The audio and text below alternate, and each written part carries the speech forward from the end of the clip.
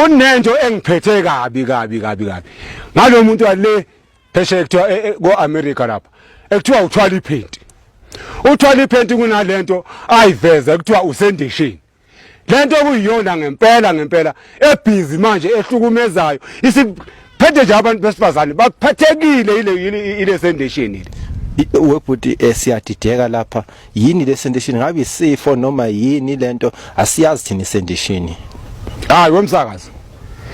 Isendishini le ngizokutshela nje ngesizulu into eqondile phela isendishini. Impene ya msakazi wami. Bahlushwa impene. Oh, mawuthi isendishini ukushuthi uqonda ukuthi i-sex edition. Ya. Okay. Yileyo nto. Manje uTyler Perry ungena kanjani manje kwi-sex edition?